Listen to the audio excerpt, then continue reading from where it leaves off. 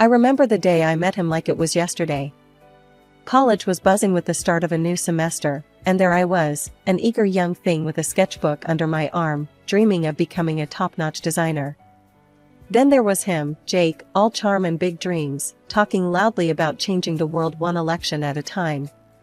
We clicked instantly, two ambitious souls, not a care in the world except our future. "Hey, you're in my intro to design class, right?" he had asked me, his grin wide as he caught up to me on the campus walkway. "Yeah, that's me," trying to make sense of it all, I shot back, a playful edge to my voice. "Jake, and I get it. But hey, if you ever need a study buddy or someone to run ideas by, I'm your guy." His confidence was something else, almost enough to make you forget he was just a student like me. From then on, it was us against the world. Nights spent over coffee and textbooks, him rambling about political theories while I doodled in the margins of my notes. We were a team, and nothing felt impossible. "I'm telling you, Anita, we're gonna make it big. You'll be designing national galleries, and I'll be right there, maybe as governor, making sure the arts get the funding they deserve," he'd declare on those long nights, his eyes shining with a mixture of ambition and naivety. "And what about kids? White picket fence?" I'd tease, watching his face. He'd wave a dismissive hand. "Nah, not for us. We've got bigger plans. Who needs a fence when you can have the whole city?" It was all very romantic, in a youthful, dream big kind of way. We married before graduation, a small ceremony with just a few friends and family. It felt right, like we were setting off on an adventure together, not just tying the knot. As newlyweds, we were unstoppable. Jake quickly moved up from an assistant to the governor's aide to the head of the Department of Parks and Recreation. It seemed every month brought a new accolade or a step up the career ladder for him. He was a natural, shaking hands and kissing babies, always in the spotlight. At home, it was different. "How was your day?" became our routine conversation starter. "Busy as hell. Meetings back to back." "What about you, babe? How's the design world treating you?" I'd shrug, keeping it light. "Oh, you know, just another day of picking colors and convincing clients I know best." He'd laugh, but his eyes were often distant, mine still at work. I didn't mind, I understood. We were both hustling, after all. One evening, I came home, my mind buzzing from clinching a major deal that would put our department at the forefront of the industry. I was tired, my shoulders aching from the weight of my laptop bag and the day's stresses. Jake was already home, something that had become rarer these days. I clinched the Johnson account. The presentation went off without a hitch, I announced, hoping to share a piece of my day, looking for a flicker of shared excitement. "That's nice, babe," Jake said, not looking up from his papers scattered around the living room. "Listen, since you had a lighter day, could you fix dinner? I'm swamped. Meetings back to back, and I barely had lunch." I paused at the doorway, my coat half off, the words "lighter day" echoing in my head. Lighter day, Jake? It was an 8-hour showdown to secure a deal that boosts our entire fiscal year. He finally looked up, his eyes meeting mine with a shrug. "Yeah, but it's not like you're out there in the trenches, right? It's all just picking colors and convincing people to like your ideas." The dismissive tone stung more than I expected. "It's a bit more than that, Jake. This was a big win for us." Sure, he muttered, turning back to his papers. "But really, can you handle dinner? I'm beat." The conversation left a bitter taste in my mouth as I headed to the kitchen, my triumph overshadowed by his offhand remarks. Weeks passed, and the pattern continued. I was making strides at work, each step up the ladder marked by an increase in responsibility and income. The day I found out my salary had surpassed Jake's was a day of mixed feelings. I wanted to share it with him, but I hesitated, knowing his current state of mind. Finally, one night at dinner, I broached the topic, trying to keep it light.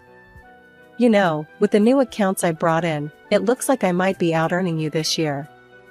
"Funny, huh?" Jake put down his fork, his expression unreadable. "Really? That's how you're going to bring it up?" I frowned, puzzled by his tone. Bring what up, Jake? It's good news. It means we're doing well, both of us. It's not we, Anita. It's you. And now I need to find a way to step up. I can't have people thinking I can't provide. I reached across the table, trying to bridge the gap his words had created. Jake, it's not a competition. It's our money, for our future. He pulled his hand back, shaking his head. It's not that simple. You don't get it. This is important to me. His words felt like a slap, dismissing not just my efforts, but our partnership. I thought we were in this together, Jake. When did it become just about you? Since I started being the one left behind, he shot back, his voice rising. You're there with your fancy deals and now out-earning me? What does that make me? It makes you my husband, I said, my voice soft but firm. Not my competitor.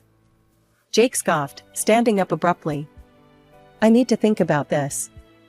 Maybe look into other options, something that pays better. I watched him go, feeling the chasm widen. It wasn't just about money or success. It was about respect, understanding, and support, things that were becoming rarer in our conversations. That night, I lay in bed, turning over the day's conversation. It felt like we were worlds apart, living under the same roof, but walking different paths. I knew something had to give, but at that moment, I wasn't sure what or how. What I did know was that I couldn't let his insecurities dictate my success or our happiness. But fixing that was a puzzle I hadn't figured out yet. 15 years into our marriage, our life was a testament to outward success, a beautiful house, shiny cars, properties here and there, and bank accounts that would make anyone envious. But not everything that glitters is gold, and for Jake, it seemed the sheen was definitely starting to tarnish. He had been with the Natural Resources Agency for a good while, but his career was like a car stuck in mud, spinning its wheels but going nowhere. I'd listened to him rant after another long, liquor-tinged evening. It's all rigged, Anita. The jobs I deserve are going to guys who can't tell a policy from a pancake. It's all about who you know, or who you, well, you know. He'd grumble, tipping back another drink. I tried to offer solutions, not just a sympathetic ear. Have you thought about seeing someone? A therapist could help, I suggested one night as I cleared the dinner dishes, his glass needing a refill. Jake slammed his fist down on the table, making the cutlery jump. I don't need a shrink, Anita. The problem isn't in my head. It's in the corruption and cronyism I have to deal with every day. But maybe talking to someone could help you cope better, or even strategize how to get around those obstacles. I persisted, feeling the weight of his frustration as my own. Just drop it, will you? I know my job. What I need is for the system to change, not my mindset. His anger was a wall I couldn't penetrate, no matter how I tried. So, I focused on what I could control, my own career. I was making waves, leading my team in international exhibitions, my designs becoming the face of major contracts. My opinion mattered at work, I was respected, and it felt damn good. But as I flourished, Jake recoiled even more.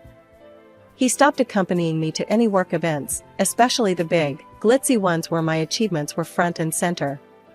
Why don't you come to the gala tomorrow night? I asked him one evening, trying to keep my tone light.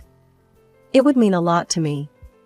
Plus, the CEO will be there, you could make some connections. Jake looked up from his laptop, his face set in a stubborn line. And what? Stand around while everyone congratulates you? I'm pretty sure they just see me as Mr. Anita these days. That's not true, I countered, feeling a pang in my heart. You're my husband, Jake. You're your own person, and they respect that. He scoffed, closing his laptop with a snap. Right, Anita. To them, I'm just the guy who carries your purse. No thanks. I've got better things to do. It hurt more than I wanted to admit. I was proud of what I'd achieved, but I wanted my partner by my side, sharing in the success, not resenting it. The next day, as I put on my evening dress, looking in the mirror, I felt a mix of excitement and sadness. My reflection showed a woman who had everything she'd ever wanted professionally, but personally, there was a gaping hole where her husband's support should be. I went alone, as I had started to do more often. The gala was a blur of congratulations, handshakes, and bright smiles. I accepted the accolades and spoke about my latest designs, but each time I saw a couple together, laughing or sharing a quiet moment, my heart ached. Returning home, I found Jake on the couch, a bottle in hand, not even pretending to have waited up. The clock was ticking past 9 p.m. as I rushed out of the conference room, my phone dead from the day's back-to-back meetings. My mind was racing with the discussions we'd had, but a nagging thought about Jake waiting at home made my heart race faster. We hadn't spoken since the morning, and I knew he'd be wondering where I was. I drove home as quickly as I could, rehearsing an apology in my mind. But when I walked through the front door, the cold look in Jake's eyes told me no apology would suffice tonight. "You're late," he stated flatly, his voice edged with accusation as he sat in the dimly lit living room. "I'm sorry, Jake. The meeting ran over, and my phone died. I didn't get a chance to call."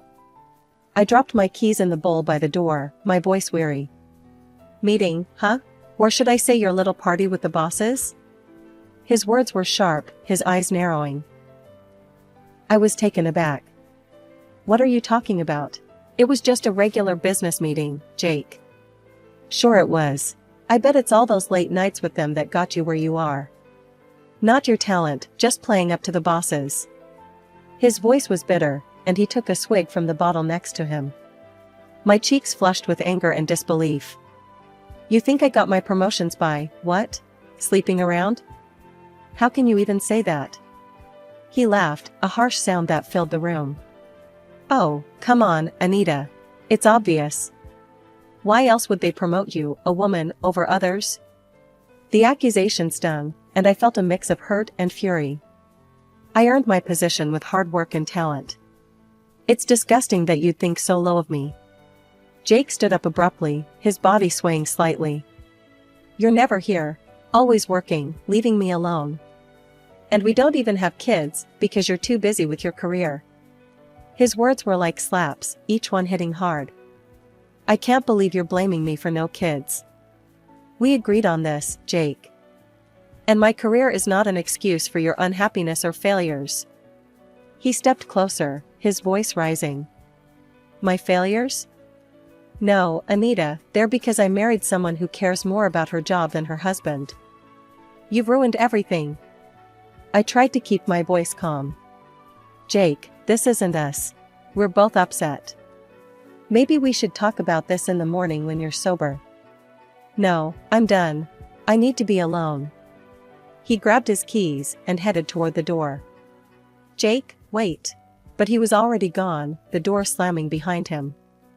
I tried calling him several times, but it went straight to voicemail. Alone in the house, I wandered from room to room, each one echoing with the ghost of earlier, happier times. I couldn't sleep, the couch cold and unwelcoming, his accusations replaying in my mind. The morning after Jake stormed out, I dragged myself to work. My eyes were red from a sleepless night, my mind swirling with the harsh words and the slam of the door echoing in my ears. I was on autopilot, nodding and smiling where needed, but inside, I felt like I was crumbling. Mid-morning, my boss called me into his office. I straightened my blazer and tried to compose myself, wiping away the last traces of tears. "Anita, I've got something that might interest you," he said, his tone more upbeat than I could handle at that moment. "How would you like to head our new project in Milan? It's a big opportunity, international exposure, leading a team. I thought of you immediately." Milan. Italy had always been a dream, one of those places I'd promised myself I'd visit, one way or another. Under different circumstances, I would have jumped at the chance, no second thoughts. "That sounds incredible, sir," I managed, a genuine smile breaking through the fog of my sadness. "It's actually a dream of mine to work in Milan." "Great. I knew you'd be excited. Think it over, and let me know your decision."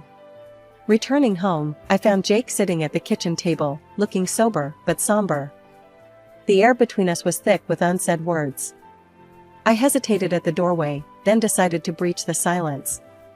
"Jake, we need to talk. I was offered a major project today.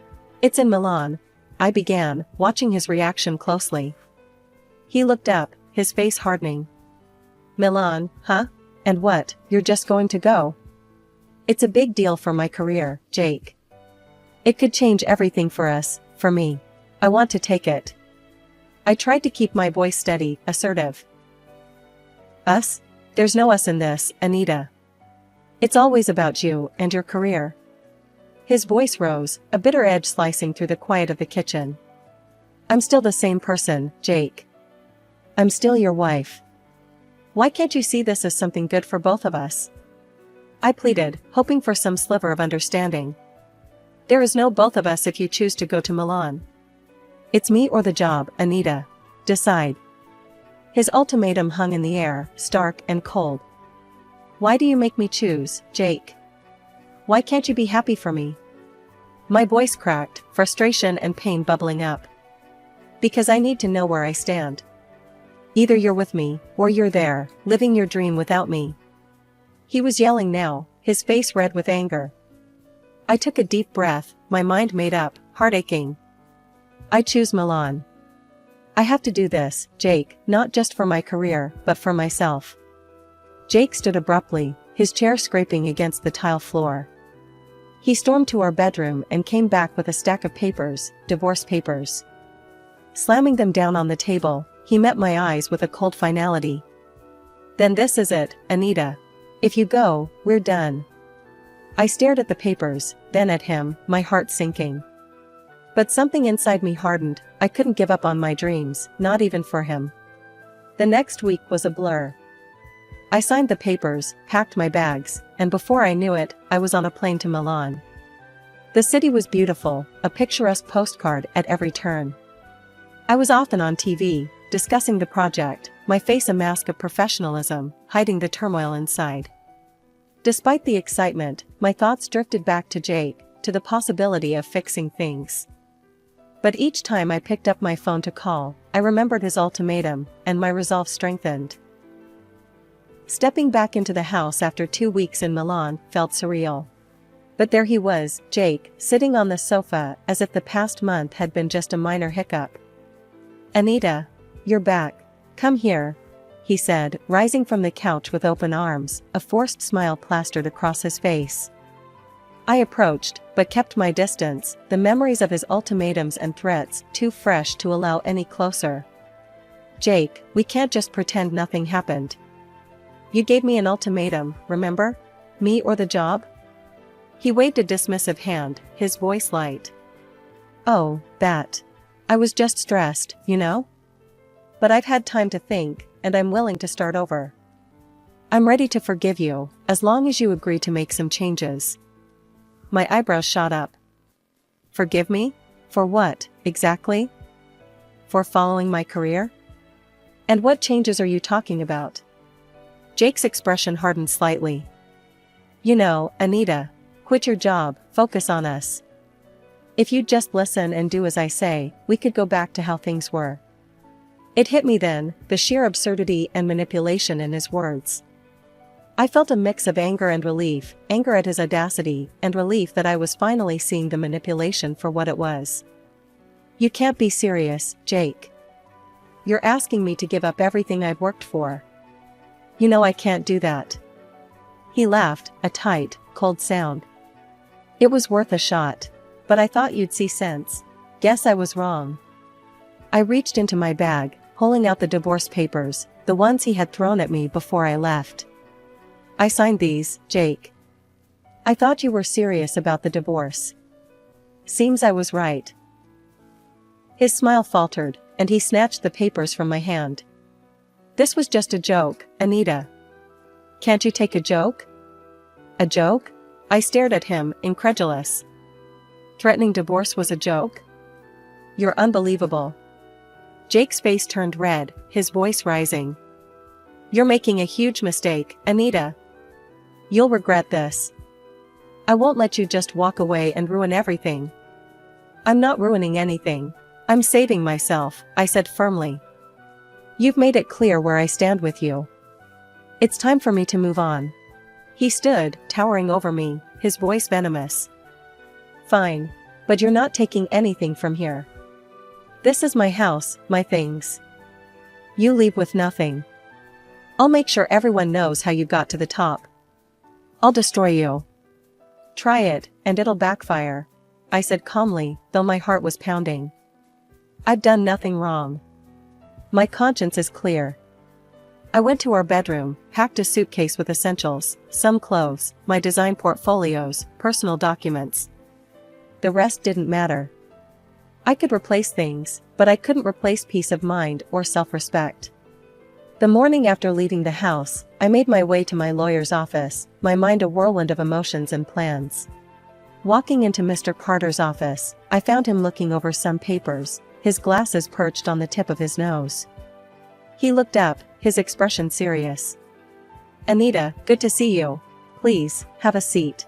Tell me everything. I took a deep breath and started recounting the recent events, not omitting the harsh words and threats Jake had hurled at me. And then he told me he'd make sure I wouldn't get a penny and would ruin my reputation, I concluded, my voice steadier than I felt. Mr. Carter's brow furrowed as he listened, jotting down notes. We need to take this seriously, Anita. Have you considered hiring a private investigator? We might find something that could help us in court. A bitter laugh escaped my lips, surprising even me. I'm ahead of you there, Mr. Carter. I hired one a few months ago, when things started to really go downhill. I didn't trust what was happening behind my back. Reaching into my bag, I pulled out a folder, thick with documents and photos, and handed it to him. Everything's in here. Turns out, Jake has been more than just verbally abusive. Mr. Carter opened the folder and began to examine the contents meticulously. His expression changed from concerned to outright shocked as he sifted through the photographs and reports. Anita, this is solid evidence. He's been taking bribes for approving certain city projects. And this, he pointed at a photo, shows him with his assistant at a not-so-professional event. Yes, and she's been more than just an assistant for quite a while, I added, feeling a mix of vindication and sorrow. Mr. Carter leaned back, pressing his fingers together, looking at me over his glasses. This changes everything. We not only have a strong case for the divorce on grounds of infidelity, but possibly more. His threats against you and this evidence could sway things significantly in your favor. The days leading up to the trial were tense. Jake's calls became more frequent and desperate. He alternated between begging me to come back and cursing my name. Each voicemail, each missed call, I saved and documented. The proceedings began, and Mr. Carter was relentless. Your Honor, we have substantial evidence here not only of Mr. Thompson's infidelity, which has devastated my client, but also of his illegal activities related to his position at the Natural Resources Agency. Jake's face went pale as Mr. Carter laid out photo after photo, document after document, all while recounting the threats he'd made against me. When it was finally Jake's turn, he tried to dismiss the claims. These are all baseless accusations. She's trying to ruin my career because she's jealous. The judge looked over the rim of her glasses, unimpressed. We have substantial evidence before us, Mr. Thompson. Can you explain these transactions and these photographs? His voice faltered, his usual charm failing him under the weight of undeniable proof. I was just doing my job. Those photos are out of context. But it was too late. The evidence was overwhelming. After a brief deliberation, the judge spoke, her voice firm and clear. Given the evidence presented, I am awarding Mrs. Thompson financial compensation for the distress caused by the infidelity and threats. The division of property will be equal.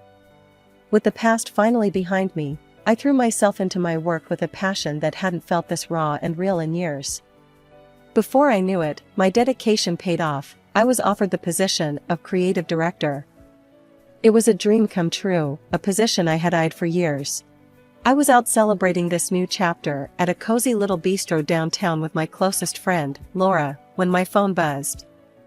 The screen showed Jake's name, a sight that no longer caused my heart to skip in dread. Ugh, it's Jake, I muttered, showing Laura the phone. Are you going to answer it? She asked, her eyebrow raised in that all too familiar, "Are you serious?" look. Curiosity got the better of me, and I answered. What do you want, Jake? Hey, Anita. I've been thinking. I realized I made a huge mistake. Can we meet? I'd like to talk about maybe starting over. Jake's voice came through the speaker, a mix of desperation and something that sounded feebly like sincerity. I couldn't help it, I burst into laughter. It wasn't a joyful sound, more of a "can you believe this guy" kind of laugh. Start over? Really, Jake? After everything? It's all changed, Anita. I got fired. She took everything, even the job. And now, she won't give back the gifts either. I'm left with nothing. He blurted out, the words tumbling over each other in his haste. I shook my head, still chuckling. So, let me get this straight. You want to start over because she dumped you and took your job? That's rich, Jake. You don't understand. I've changed, Anita. I really have, he pleaded. Jake, even if that's true, I've moved on. I'm a creative director now, and my life is full and happy without you. There's no place for you in it anymore, I said, the finality in my voice mirroring the resolve in my heart. But Anita. I wish you the best, Jake. Goodbye. I ended the call, blocked his number, and turned off my phone. Laura was looking at me, a proud smile spreading across her face. You really are over him, aren't you? She said, lifting her wine glass in a toast. Completely, I confirmed, clinking her glass with mine. To new beginnings, and to being in charge of my own happiness. The next day, feeling empowered and in need of companionship that asked for nothing but love in return, I decided it was time to expand my little family. I went to the local shelter, where a scruffy terrier mix caught my eye. He was a little older, a bit rough around the edges, much like me. It felt right, adopting him. I named him Buddy, a friend who I knew would offer loyalty without conditions.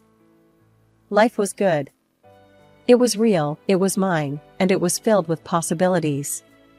I had made it through the storm, and now, I was not just surviving, I was thriving.